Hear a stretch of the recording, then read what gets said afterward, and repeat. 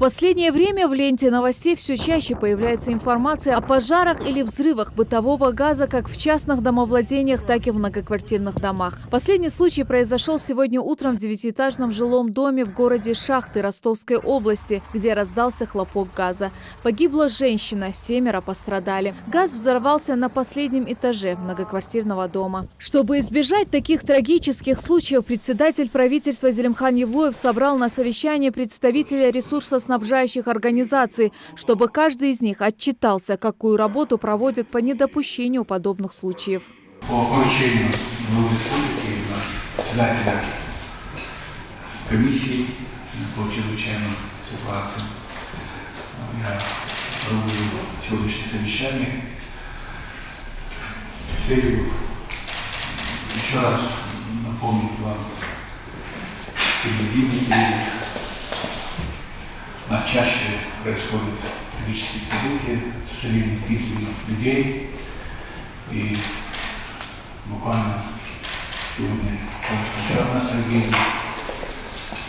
Есть погибшие в городе Шахты Ростовской области. Хотел бы послушать каждого из вас, какие меры вы сегодня принимали сегодня, и вообще нужно такие меры принимать, чтобы минимизировать подобные трагические случаи. Руководитель регионального МЧС Руслан Калоев отметил, что за последние 10 лет на территории Ингушетии всего был выявлен 51 случай, связанный со взрывом бытового газа. Самый крупный из них, унесший жизни 9 человек, произошел в здании судебных приставов в 2009 году. Министр отмечает, что только общими усилиями возможно будет предотвратить подобные случаи и предлагает различные меры предосторожности. При строительстве домов, особенно многоэтажных, те, которые сейчас можно сказать, проходят в городе Магар, Назрань, то практически во всех городах установка датчиков, так называемых газоанализаторов. Сам датчик он недорогой, но ее нужно в любом случае устанавливать, и все это дело запускать, наверное, по программе АПК «Безопасный город», который у нас в разделе там соответствующие установка оборудования для контроля за утечкой не только газа, но и всех остальных, она там была. Следующее – это средство массовой информации, как это всегда принято было активизировать работу не только, чтобы Украина была газовиком, главного управления представителей, но и администрации населенных пунктов, надзорных органов всевозможных, которые занимаются этой проблематикой и вопросами. Мы все выступали и все говорили о тех недостатках, которые есть именно в населенных пунктах, мы это показываем. И, соответственно, те пути выхода из той ситуации, которая сейчас там сложилась по отдельным категориям населения. Генеральный директор «Газпром» Межрегионгаз Назрань отмечает, что у них две проблемы – ветхие сети и потребители, которые не заключают договор на обслуживание. Самостоятельно, ни с кем не согласовывая, незаконно подключаются к газовой сети. Дальше наступает основная проблема у нас – это потребители, которые живут в многоквартирных домах и частных домовладениях. Из 60 тысяч лицевых счетов, кому мы поставляем газ, у нас заключено порядка 70% договоров на техническое обслуживание внутриквартирного, внутридомового газового оборудования. В соответствии с 410 постановлением на сегодняшний день мы ежегодно должны обслужить это оборудование. С прискорбием могу констатировать факт, что этого не сделано. В прошлом году мы сделали в лучшем случае, наверное, 20% из всего. Основная проблема – нежелание населения проводить обслуживание внутридомового газового оборудования. Министр строительства и ЖКХ отмечает, что будут рассматривать предложение при возведении многоквартирных домов устанавливать датчики на газовое оборудование, которые впоследствии смогут предотвращать различные трагедии. Что мы можем сделать вместо того, то это в перспективе, в дальнейшем, вместо индивидуального отопления предусматривать модульные котельные, а перевод вот этих жилых домов на альтернативные, скажем, по энергетике.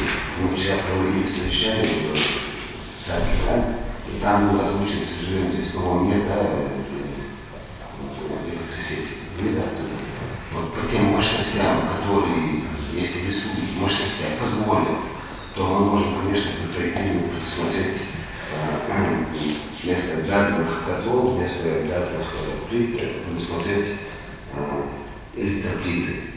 Опять-таки потребность в электричестве, ну, сейчас в этом направлении работа не проводилась, сейчас мы запрос делаем и высшая электросеть, посмотрим, какие у них возможности есть, что потребляют те новые объекты, которые планируются в 2019-2020 году, сколько потребляют, если мы перейдем на альтернативу электроэнергии. Если такие мощности в республике есть, конечно, мы предпринимаем, будем сейчас основной акцент делать на электричество вместо газа. Также председатель правительства Зелимхан Евлоев дал поручение усилить работу по сбору коммунальных платежей. В частности, речь зашла о городе Магаз, где меньше всего производится оплата за потребленный газ. Всего 21% населения, который считает нужным заплатить. Также премьер отметил необходимость проверки компактного проживания людей. Я бы хотел вопросом поставить шире, не только на сегодня именно вопрос связан с разрывом бытового газа, но и в целом безопасность, пожарная безопасность. И давайте провести конкретные мероприятия по местам компактного проживания. У нас таких мест немного осталось в республике официальных, а есть и неофициальных. В Беларуси чеченское название есть, тоже живут, то есть они барак. Вот, по какому договору не потребляет газ. То есть тоже хотел бы вас попросить проверить. Да, я понимаю, что прокуратура недовольна, но в соответствии с законом они действуют. Но сегодня мы должны готовиться к началу весны, когда мы можем уже принимать какие-то действенные меры по не только отселению, но по прекращению их проживания в мрачных условиях, потому что по нашим сведениям многие проживают, то есть многие из них есть жилье. В завершении встречи председатель правительства дал поручение в усиленном режиме вести разъяснительную работу с населением республики. А представителям «Газпрома» подготовить социальные ролики и распространить их в регионе, информируя тем самым о правильном пользовании газовыми приборами и трагических последствиях в случае незаконного подключения к газовым сетям. Светлана Томова, Асхаб Белакиев. Новости 24.